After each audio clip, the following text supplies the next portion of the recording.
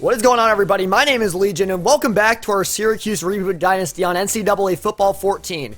After an 0-12 season, there's not too much to cover today, but we do have an exciting recruiting class coming in, and a few more things to look at. After losing 34-10 to FCS Southeast, I pretty much knew that we were going to go 0-12 on the season. We're a 34 overall team. We weren't going to really have any chances of winning any of these games. Now pay attention to the conference schedule because I want to let you guys know that I did mess something up. The conferences are out of whack. I thought I had changed them, but I was playing for fun and decided to make the conference a little bit more challenging. Obviously, I didn't turn that back and we got destroyed even more. But I will let you know right now that I did return the conferences to where they are in present day. So you don't have to worry about that. We only scored 37 points all year, which is only 3 points more than our best loss of the year, being 34-10 to FCS Southeast. And that's like an average of like 2.8 points per game, so we really did not have a good year at all. Here are the conference championship winners. In our conference, it was Tennessee beating Florida, neither of which are in the ACC. They're in the SEC in real life. And Tennessee ends up beating Miami University in the BCS National Championship. Tim Wheeler started at quarterback, a 49 overall, and he had a horrendous season. 1 touchdown, 14 interceptions, and 30% completion. How is that even possible? 93 of 301. And a 45.9 rating, so really not good from Tim Wheeler. Thankfully, we have Melvin Patterson coming in, though, next year. Kellen had a great game in the game versus FCS Southeast. Looked promising, but only ran for a 476 yards on the year, probably because the offensive line was so bad. The receiving corps, not a lot of action.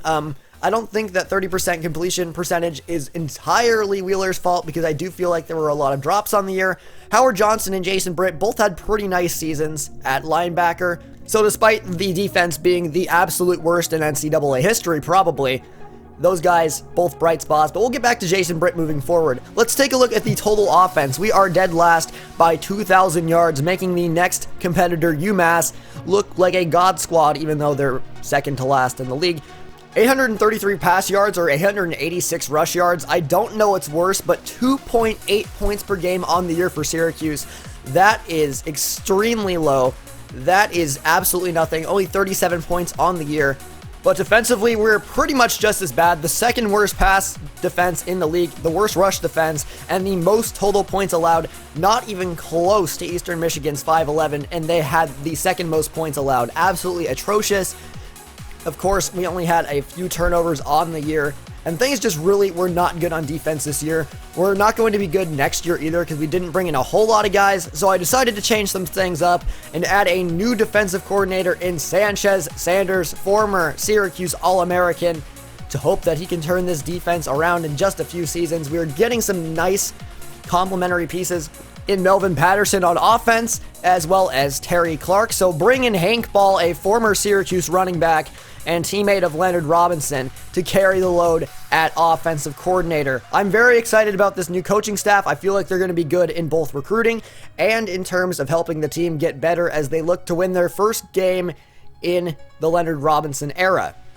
So we've got a new staff. Let's move on to players leaving. Who does not approve of these coaching changes? Let's find out. And it is quite a few players. Didn't quite expect to go 0-12, and now all of them are packing their bags and taking off. And Jason Britt, it just looks like he's not playing football. He's not going anywhere.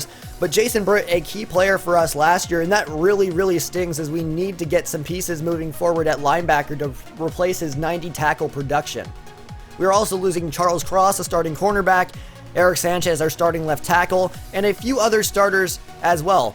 We only do get 10 scholarships on the year, and this recruiting class is pretty much finalized. As of now, we rank 122nd, but we're pretty much sure to go down as other teams get more players and we get none. And this is really where things get exciting here as I review this recruiting class. Everybody that we featured in the recruiting special has joined the squad, of course, being quarterback Melvin Patterson as the primary target, Justin Fernando as well, a cornerback who's going to slide in nicely into the number 1 cornerback slot, left by Chase Cross. But Melvin Patterson, great player, good speed, going to be able to run the option, not going to fumble a whole lot, great moves, and a great arm. So he's going to be a great starter here for the next 2 years. We have to build a team around him. I would say our best chance of winning our first game comes 2 years from now. I don't think that we currently have enough pieces, even with these additions, to really be competitive next year. But I advanced the week, and we actually got fired. Leonard Robinson got fired, and I had to create a new coach. So all these guys just committed for no reason because it offered them automatically, and I didn't reset the recruiting settings. That's kind of annoying, but all these guys will be cut as we move forward. But this is our class pretty much, minus all of these 3-stars that decided to sign with Syracuse, and we cannot sign any of them. So that actually bumps up our recruiting class quite a bit, but it would have been the last ranked recruiting class in the country after signing day if those guys had not committed. And Jack Doff at Clemson puts together a top 3 class in his first year there. Not bad at all.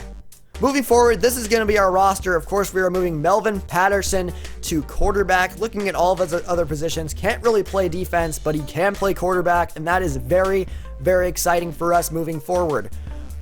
He is going to be an instant starter, an instant star, and I'm very glad that that worked out the way that it did. We also have Terry Clarke moving over to running back, who I called Terry Carter in the recruiting special many times by mistake, but his name is Terry Clarke. He's going to slide in nicely and hopefully be a nice complement to the option game with Melvin Patterson. We also have wide receiver Will Golden, a freshman, who is going to be very, very nice and should develop into a very solid slot option here and continue to improve a very, very nice skill set already. There's also Howard Johnson, who's probably going to start at right outside linebacker next season, as he had a 90 tackle season last year. Also improving a lot would be Kellen Lee and Jason Jordan, both of which are going to be very, very solid players moving forward. I think that Kellen Lee is going to have less playing time, but should be able to slide in when Terry Carter's tired. Jim Jordan is our most complete wide receiver though, although he lacks top end speed. Here's the depth chart and roster as it sits. We had to cut a few players.